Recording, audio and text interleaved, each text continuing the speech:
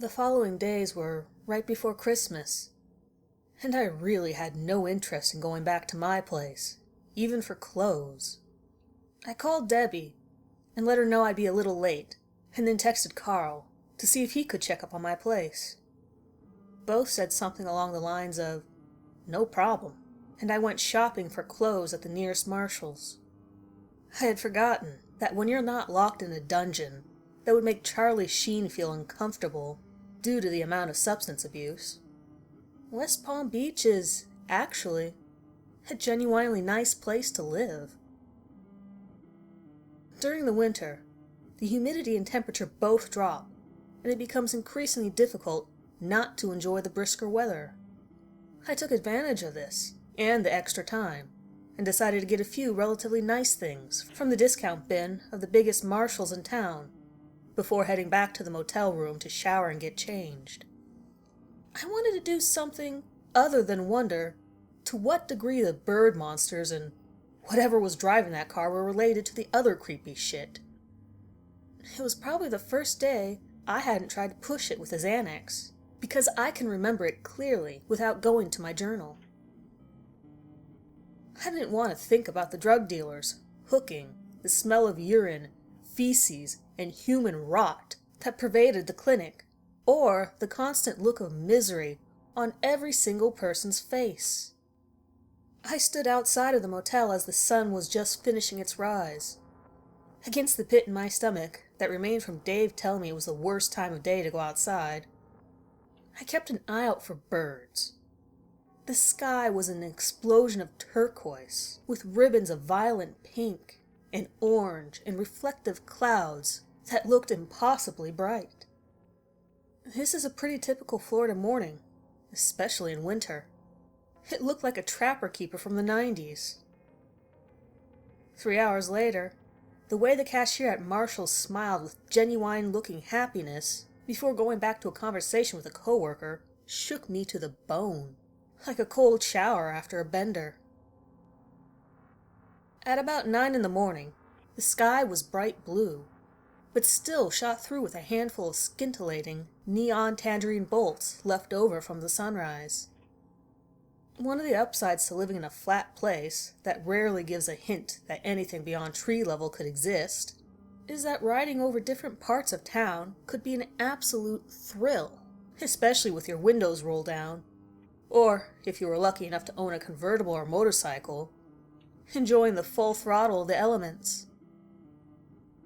Dave had sent a single text, asking me to meet him at DuBois Park in Jupiter.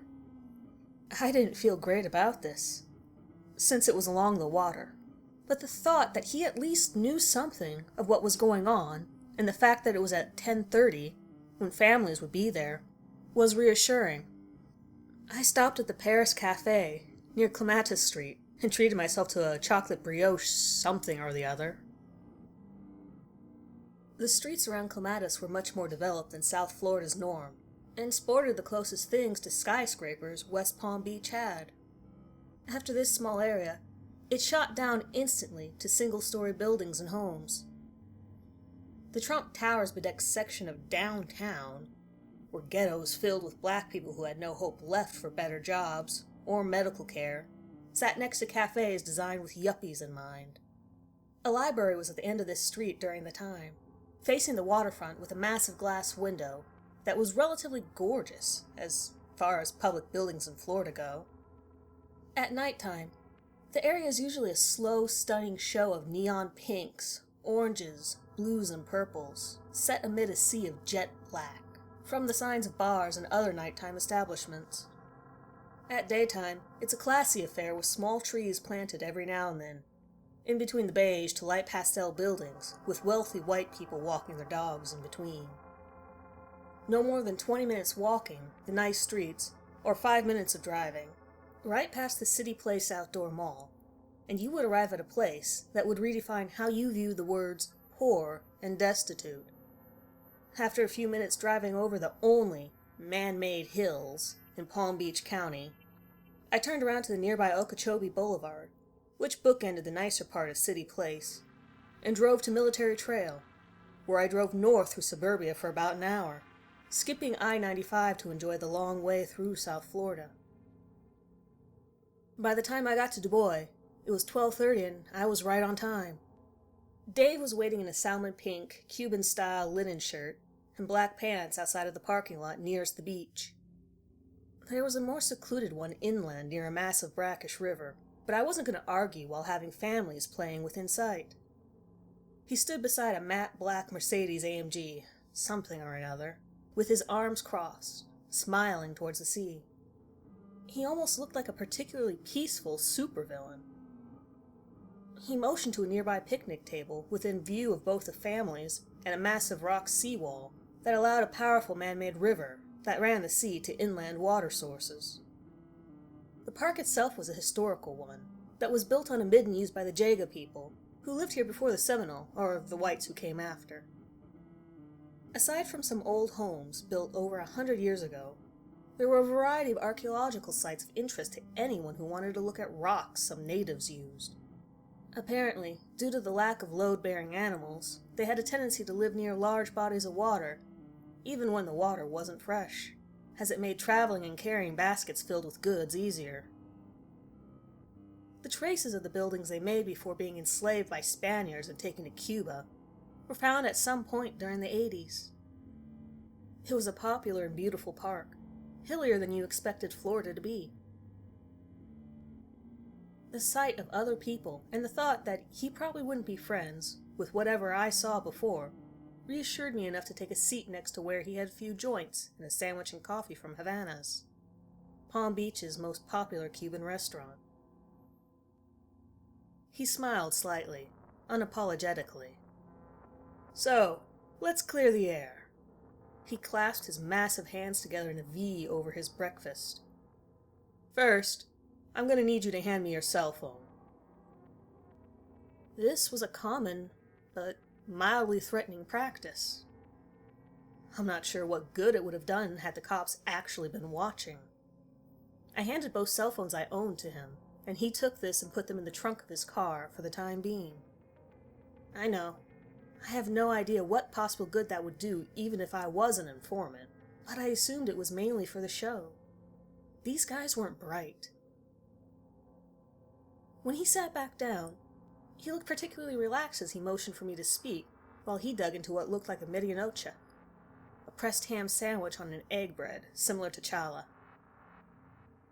"Listen, I've had a rough time with this. No one told me what was waiting for me at the drop, and they haven't exactly left me alone. I need to know what's going on here." I said this in an apologetic tone that surprised me, but the size of the muscles on this guy, as well as his gun, reminded me to be polite. Also, the fact that I would run out of pills within a week put more than just a little pressure on me. He lit up a joint before replying, and took a long drag before exhaling, and placing the joint on the table next to his sandwich. "You've done a great deal. We're all really surprised. You took this very well. I'm going to tell you what we know of this shit, but first, let me just say that we had to make the drop there because the police wouldn't go near it either, and it was the only place we could have gotten away with it. We thought you would have had an easier time getting in and out, but I'm glad you made it out safe, and we'll know better than to throw you out like that next time." Despite an absolutely reassuring tone, I could not have been more horrified. He knew something was there, and the cops were prone to avoiding it as well. I had to wonder if the well-dressed man would be able to interact with the police the same way he did with the junkies. Were there old ladies who just called the police 3 times a week about the bird demons terrorizing their teacup Yorkie without getting a response? Did the young men's choir at Palm Beach Atlantic just learn to schedule their beachside concerts around possible swooping attacks? What the fuck were those things? This time, I spoke without any reluctance. Now that he had acknowledged the frightening part of this, I didn't hold back. "We don't know. That's the honest truth of it, man. The people who told us about them used to be with the cocaine cowboys of the 70s, who would drop packages of blow in the Everglades by prop plane. Apparently they ran into a lot of problems." "What about the car?" This time, he looked at me as if I might not be serious. A little while ago, a friend of mine died. Now his car's been showing up, without the engine on, stalking me. Wilkes, I need you to listen to me. We've never heard anyone complain about a car. We've heard a lot of spooky shit. And keep in mind to not ask anyone about traveling near Yeehaw Junction again. But driverless cars just haven't been on the list. Maybe one of your friend's ringmates have the car and just put quieter mufflers on it? Are you sure it wasn't a junkie? I hate to break it to you, but they might start wondering what you're keeping at home. You should consider buying a gun, one way or the other. It seemed a bit absurd that he thought I was being ridiculous for worrying about the car, after being attacked by bird creatures. A slight hint of a Boston accent came out when he pronounced car. I was instantly relieved that at least that seemed, to him, to not be supernatural, and desperately wanted to believe that it was just a B&E from some guy while I was wasted. After having it confirmed that those may, in fact, have been something non-human attacking my car, it would be nice to have a human source of fear again. He put his sandwich down, finished to chew, and followed up with a coffee you could smell from a block away.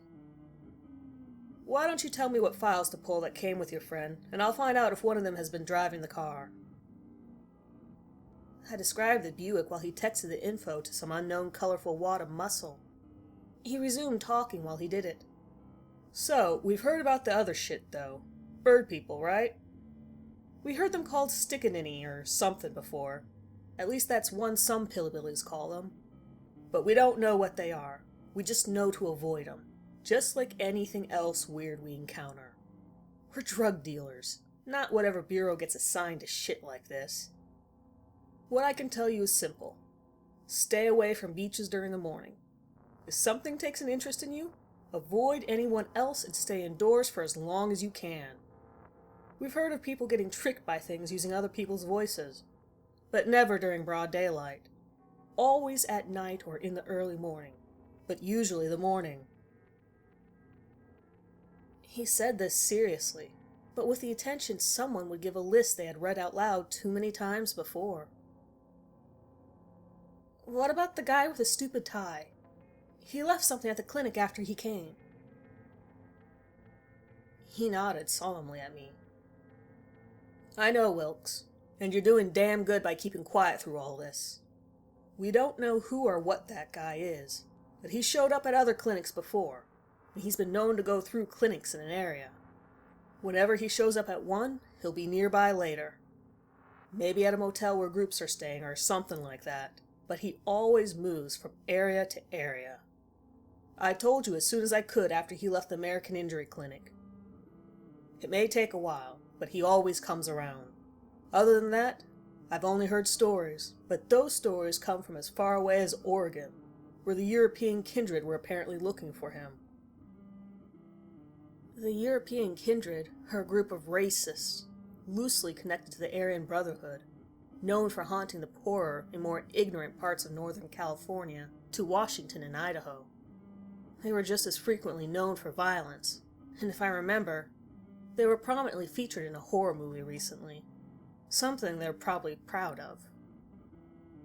The distance that guy seemed to be able to cover was something to be worried about, and if a group connected to the AB couldn't put a bounty on the guy, it probably wasn't much use trying to get to the bottom of him myself. Does he have a name? Lloyd, or maybe Lyle or something? He looked at me with a look of patience being expended. If someone asks him his name, they're probably so fucked it's not worth worrying about. At least that's what I've been led to believe. You're better off having a conversation with the DEA, as far as getting dead goes. He happily went back to his sandwich. I didn't know what else to ask without accusing him of lying, and knowing more than he was claiming. He seemed to enjoy the silence while I sat and thought about this. I can't tell you how much of this is junkie talk, and how much of it is real. Like those fucking bird things. What I can tell you is that if a bunch of organized crime groups and drug dealers all start avoiding something, you should too. I've heard tons of crap that turned out just to be crap. These people are loaded most of the time anyways, but it's not like anyone has ever taken the time to explain this shit to us. We're just hearing about it while we try to make money, you know? This didn't answer why I had to make that drop, and I became increasingly aware of the fact that he sent me out knowing there was danger, and wasn't telling me why that place was necessary. Once he resorted to the old, "they're just junkies who don't know what they're talking about" bit, I knew he was done talking, honestly at least. I kept repeating the word stickaniny in my head, over and over.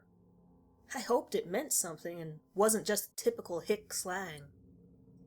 I took a few bites of the croissant from my favorite cafe and pretended that I was put at ease over his comfort with the supernatural. I took a joint and lit up myself, and sure enough, it was a good one. I took a moment to fantasize that if I ever got arrested, it would be worth it for me to snitch, just to ask what the cops knew during the proffer. A meeting with a prosecuting attorney where you trade knowledge of other people's crimes for your own freedom. For the time being, I desperately tried to play it cool. Okay, well, cool. There was a high-pitched squeak somewhere in there that made him smirk and raise an eyebrow. But other than that, he seemed to ignore it, and nodded happily before wolfing down his sandwich. For a moment, I wondered if they would have rolled over on it had I been ripped apart by said bird things. If the cops already knew but didn't put a patrol car out with a guy and some birdshot, it probably wouldn't do any good to do anything else. We made some small chat where I told him a story about an old lady pretending to be crippled to get more meds, and then dropping her crutches and running like hell when someone got too close to her bag that was left in the waiting room. He had a great one about a guy with swastikas tattooed everywhere, complaining that the black doctor was racist against him for not prescribing more than normal, despite a clearly badly cut finger. Then, of course, he asked me if we were cool. I wouldn't say no to more drugs, and I mean that in a very literal way. It wasn't really an option. That made me hate him even more. He reminded me of the clinic. I'd rather emasculate myself with broken glass than have an extended conversation with him. But you do a lot of weird, horrible shit for drugs. I got out of there and texted Debbie that I'd need the rest of the day off, which she didn't object to. Carl had tried to call me twice. I began heading back to my shack after listening to the message Carl left, saying that my door had been flung open, and much of my possessions were lying out in my front lawn. He also said that he had just gotten out of the hospital for a little thing, and that he had taken too many pills. I wondered, briefly, how much stress this put on his poor mother. It was his third time with an overdose this year, and it was right before Christmas. It was a miracle he kept surviving them. If I had neighbors who had to drive by my place, this might have been a problem. When I got there, my hackles began to rise immediately. I took a few moments after the long 55-minute drive from Jupiter to my place to stretch and carefully look up and down my road for any sign of a sneaking Buick or bird feathers. I didn't see them on the road or the way to my front door, but noticed the telltale signs of junkies after that. A crushed Mountain Dew can was lying on my pathway. Someone had pissed and shat all over my bed, and there was chewing tobacco on my couch. My TV had been stolen. Anything else was scattered or destroyed, including 3 windows. I couldn't be happier. If this meant that Dave was right, and that was just a breaking and entering I experienced while wasted, that may have been the greatest news of my life. I cleaned up to the best of my ability, threw away my bed, and got high as fuck on my reclining chair, which only had a couple cigarettes put out on it. I had taken my drugs with me, and they probably weren't happy at leaving empty-handed. I snickered at the thought of Dave's goons, figuring out who they were, and fucking them up, and mildly regretted not being able to call the police. Still, The drugs were worth more than everything in the house, and they didn't touch them. I googled Florida's gun buying process on my phone, and texted Carl back that everything was under control, and that I wouldn't mind hooking him up later, as the pills I ate were slowly absorbed. I rarely went for the quick high, and preferred the slow-moving lurch of the pills when they were taken orally. And roxicodone and Xanax both had excellent oral bioavailability rates. First, I got a relatively cheap new computer. It was nice to see a normal retail store, and I enjoyed wasting the associate's time, watching the high school kid upsell me eventually to something that could play a video game or two. I didn't have the heart to tell him why I didn't want to open a credit account and needed to pay for it in cash. Then I went to a shooting range and got the small booklet I needed on gun safety and gun laws, before heading home for more Googling. I absent-mindedly left a message for my landlord about the broken windows, knowing that he would certainly force me to pay for it anyways, and I should probably call a glass place. After arriving at my now much more drafty and urine-scented home, I plugged my new rig in and started the long boot process. Instead of looking up glass, though, I decided to find out what a stickaninny is. Needless to say, stickaninny didn't bring anything up, and neither did a combination of that with bird or monster. When you Google things like this, you usually end up wading through websites made by New Agers, who seem to compensate for the lack of knowledge with enthusiasm and shitty backgrounds.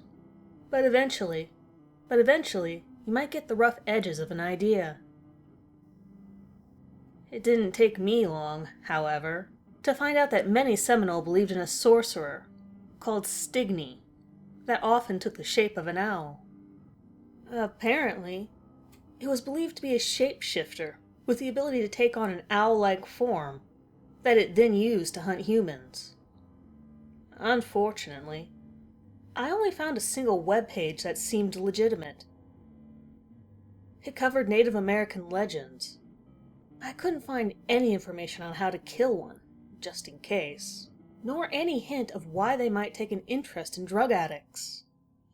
I quickly wrote a couple of emails to the website, and to another group of Facebook that apparently focuses on Native American stories from Florida specifically, but tried to make it seem like I wasn't fishing for information on how to deal with them in real life. Then I called my landlord and got yelled at for a few minutes over the windows, which I claimed were in perfectly good shape when I left my home for work one day, before securing a new bed to be delivered via Craigslist. The word Stigini kept repeating in my mind, like a catchy tune I couldn't get out of my head. After the bed came, and I found a lamppost that looked like it could vaguely defend me against an unarmed hobo, I got ready for an early night of drug use and romantic comedies, blaring at high volume. I didn't want to sleep there, and was suddenly more aware than ever that the drug dealers who tore my place apart would be more than willing to beat the shit out of me or kill me for drugs. But we don't always get to choose. It occurred to me that in light of recent information, it was very likely that Corey was given a hot dose, or a small but deadly amount of fentanyl, or something mixed with his normal junk. It was a common way of getting rid of unwanted junkies when a dealer needed things to calm down, and there was no telling how many overdoses were actually murders. The police never investigated anyways. Hours later, before nodding off, I would wonder if Corey Franks told them something that would make me seem like a particularly good target, before either they or his own prescription killed him. The next day went by with the usual amount of urine and fighting. Debbie called me into her office towards 11 to let me know I could go home early and pass on a message. "George wants me to tell you something important." She said that in a calm but severe manner. As the head of the operation, I had never been in the same room as him. It was important to make sure only certain people interacted with us, so that the FBI didn't have photographs of the entire group working together, because that would make a RICO case a cakewalk. Getting a text or phone call from him would be unheard of. Being asked to meet him in person was like getting to meet a celebrity you never wanted to meet, and being expected to pretend to be interested in everything they say. George had an incredible level of control over me, simply because I didn't want him to think he needed to correspond with me any further. Alrighty. You need to think about whether or not someone has gotten angry with you lately. Is this about the car? I cut her off almost right away. For a moment, I hope this related to the car whose occupants may or may not have just been junkies who broke into my place. No, Wilkes. You need to think. Who or whatever attacked you has a reason for it. We don't know why they pick people, but it's not always random, we think. This is serious. Sometimes they come back, but we don't know what they can or can't do. She said this in a tone that was almost angry. I'd heard her use it before, when she needed me to do something serious, usually involving instructions on avoiding law enforcement. Dave is looking into that car you told him about. You should have mentioned something sooner. Whoever is doing that may be behind everything else. He thinks it might be someone named Teddy Rance, the guy who used to ringlead for your friend's group. There's a good chance he's at the Castle Inn near Palm Beach Lakes tonight. His friends just stopped by American Injury. She began to rattle off details of the group that traveled with Corey Franks. The group was now probably being closely watched by authorities, thanks to my giving them all the information possible on them, and essentially fingering them in his death. You need a crash at my place tonight. You'll be as safe as it gets there. Sleeping in the house of a notorious crime boss normally doesn't sound like a good idea, and I hustled fast for a way out of it. I couldn't find one. At about 5:30, I ended up meeting Debbie at her place. One of the doctors had me stay later than normal to help organize some roxycodone he had to sign over to another doctor to hide the fact that we were missing thousands of pills. It was located in Wellington, a relatively wealthy area known for cookie-cutter McMansions and gated communities. The gate, as well as the cameras, drastically increased my confidence that this may have actually been a good idea. The memory of the sheer amount of firepower kept in the house also helped. The house itself was 2 floors, and looked much like the other massive homes in the neighborhood, with a massive pool and lagoon in the backyard. It had massive, sharp angles for a roof. A single second-floor window looked out over the front door, almost looking like a cyclops.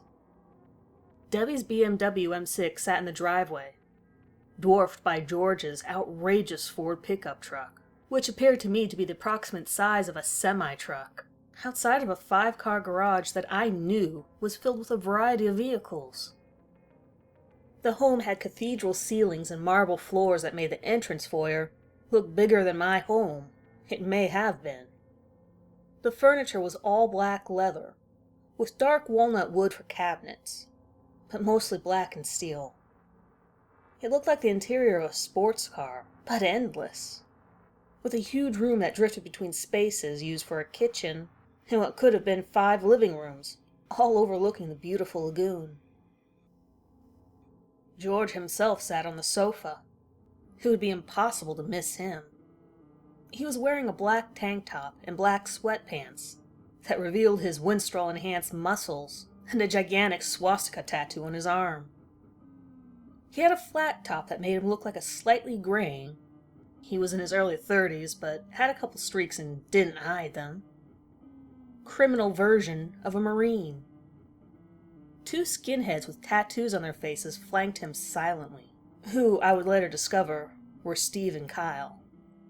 One had only a small line of teardrops, while the other had his entire neck and arms entirely covered in addition to teardrops, a swastika between his eyes, and a quote along the line of his ear.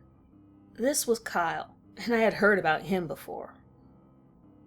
Both wore an almost uniform-like pair of black Dickie shorts and white t-shirts, that I had seen on some Floridan skinheads before. George nodded to me when I came in, and motioned for me to sit on his couch with Debbie and him as they watched Duck Dynasty, without saying anything.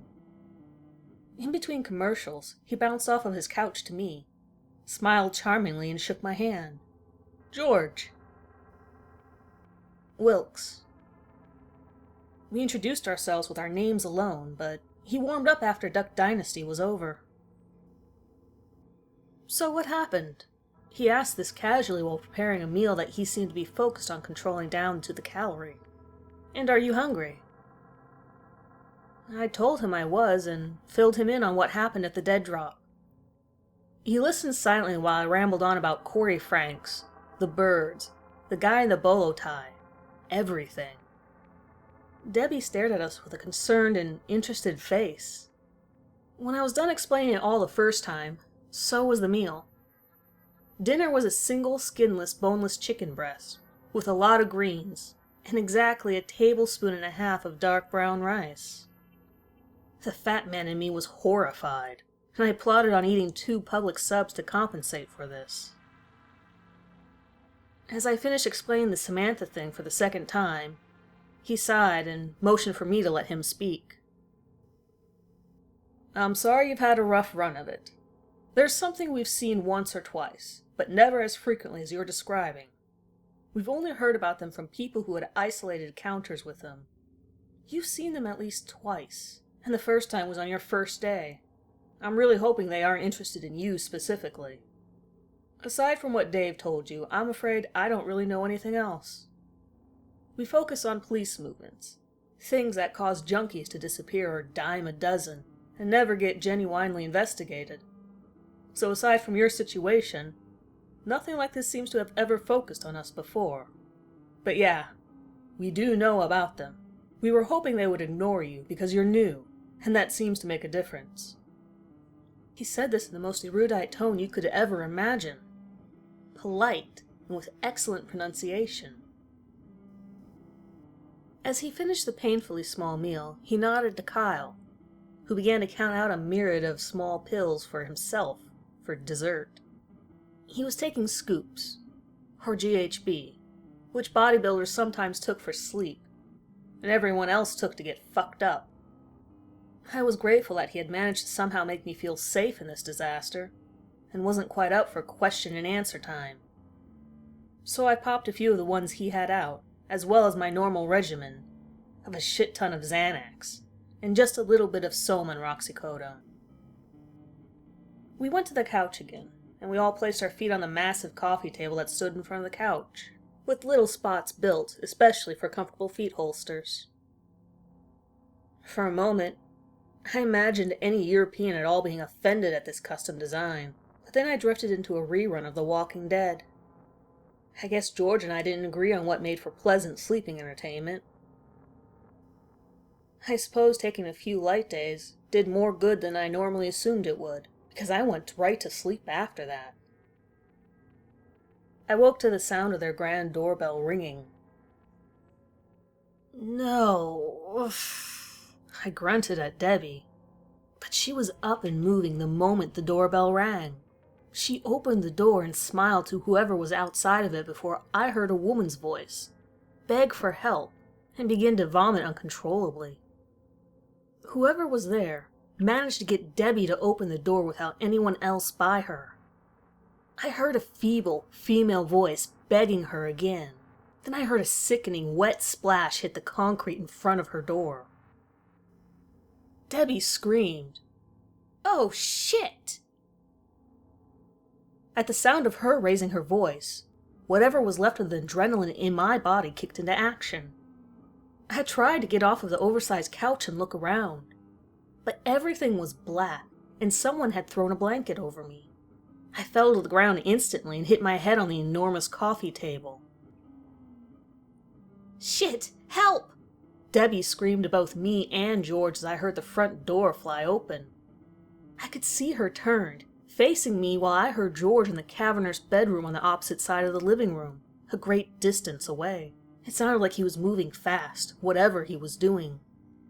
She rushed out to help whoever it was while I was still stunned. Ahead of her, from the doorway, I saw very little light, but a ribbon of red run from the ground in front of the door to the area where the light from outside could not reach. "No, Debbie, no!" I screamed at her while I got off of the ground and got to the door as quickly as possible. Every step seemed to take an eternity, and I heard sobbing and retching while I ran. And there was Carl's mother, Cynthia. The delicate old woman was wearing a pair of sweatpants and an old t-shirt, and not her normal semi-formal attire. But I could still recognize her. She was almost doubled over, but I could see her face clearly. It was craned upwards to the door. Blood and long ropes of viscera were pouring out of her mouth and onto the ground endlessly. Debbie was trying in vain to help her, placing her hands on her back and telling me to come help or call an ambulance or something. She took a second look at Cynthia when she noticed the horrified look on my face. I don't remember what she was saying, only the look on Cynthia's blood-covered face as she looked up at me and smiled. A long rope of gore was attached to some kind of roundish object that had just made its way out of her mouth. Her entire body was impossibly thin, except for her arms, which seemed to be bigger. Her face had gotten wider, and her skin paler than cocaine, and her skull and hair seemed to rise in two sharp ridges above her eyes, which were now bloodshot and seemingly stretched.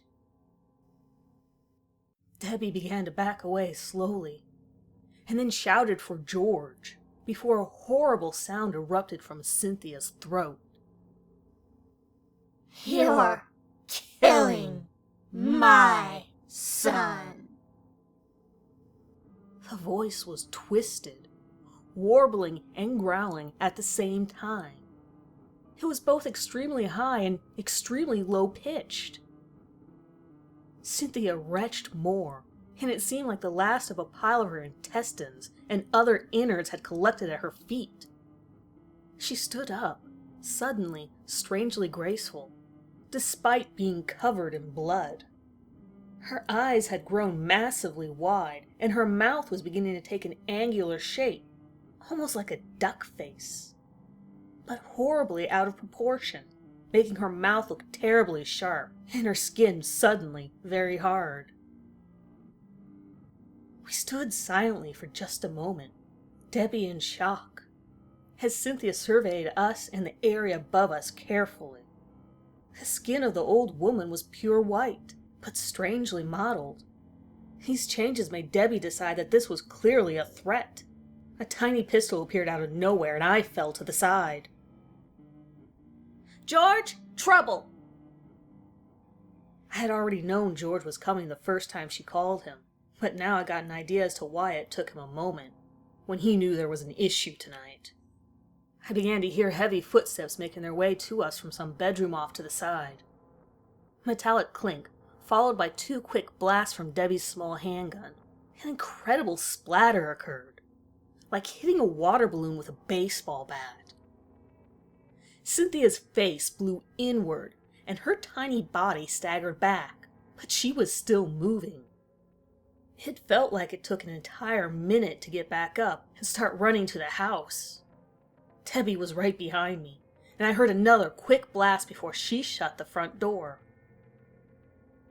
A horrific sound came from outside the door, an animal wail of rage and pain. It slowly gained in volume and pitch until becoming a terrifying shriek that echoed throughout the area. The thought of the police, for once, seemed to be on no one's mind. I remember going around a corner to the kitchen area to hide as I saw George walk out with a furious look on his face and a massive shotgun in his hands. I peered around the corner only to see the massive giant point it wildly after opening the door, only to see nothing there.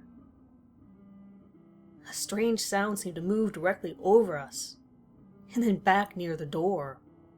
We heard what sounded like cackling. From the backyard, we suddenly heard someone cry out and a single shot go off. I looked and can only assume they did too, but I didn't see anything out the back, which was entirely visible through the wall of glass that allowed the previously beautiful view. Within a few seconds, we heard a quick scream in front of the house and a splat. As I slowly crept up on the area to see what that was, I noticed a massive red stain on the concrete where Cynthia had showed up. She had taken her entrails with her for some reason. Behind the stain, in the road, was a crumpled body, on which I could make out a lot of red and what appeared to be a pair of Dickies shorts. George stared down at the ground in the same area before slamming the door and calling a few friends, as well as the police. I couldn't quite hear that call. He then went to a small panel about 10 feet from the front door in the foyer and began flipping switches on it. Floodlights turned on all around the house, and shutters dropped in front of every window. Also, a horrible wet sound came from directly above the front door. Apparently, we had interrupted Cynthia with whatever she was doing, because the next thing I saw was George sticking his head out of his window and firing 2 quick shots into the sky before going back behind the door frame. Debbie motioned for me to get back and kept her gun up, but not pointed at the door area where her boyfriend was. Suddenly, in a disgusting surprise, the seemingly loose pile of innards that had violently erupted from the old woman hit the ground, directly under the perch above the door. Spooked, George accidentally fired a shot into the disgusting wet and black pile instantly, before aiming upwards at our unseen assailant again. Immediately, a horrible sound rang out. The scream that came from above was beyond horrible. In the road in front of the massive house, we suddenly saw a small, white and red body fall to the ground, about 70 feet away from either Steve or Kyle's corpse, with a wet thwack. George looked down at the pile of guts he had just shot with surprise, and then to the now lifeless body in the middle of the road. In the distance, we could hear sirens. We got our story straight after a moment of trying to figure out how shooting its intestines had killed it. That native mythology group told me later, apparently salt works on their guts too. We told the police we didn't see how Cynthia died. Apparently, Kyle decided to stay over, and we would later find that his body had been crushed from an incredible impact, such as by falling or getting hit by a car. We decided to say that we didn't see it, and since the neighborhood surveillance came up with nothing, we were only suspects. That's pretty good, by our standards. We heard plenty of saber rattling about it later, and it was in the news, but it was assumed that someone tried to rob George and failed. The cops seemed to want nothing to do with it. Cynthia's body was never identified, and we were in no rush to help with that. I was told that someone would be by my place with cash, but to lay low until they figured shit out, and waited to see where the cards fell with the cops. I was mainly worried that Carl had more family I had to be aware of. He would never see his mother again, and would never find out why. 4 days later, right after Christmas, he overdosed, for good, this time, and from the pills I gave him. I think about that a lot and generally drink a lot on Christmas. I wonder if Cynthia did whatever she did to protect Carl. I wonder if she had ever had a bad bone in her body, or if I had driven her to a new extreme by slowly murdering her son, pill by pill. I used to tell myself that he was just a guy who made shitty decisions, but I can see the reality now. If it weren't for me, they, and too many others, would still be alive. I hope I get the chance to update this further, as to what happened in the years later. For now, I gave Jessica the username and password for this account. She's still pretty obsessed with that girl who went missing years ago.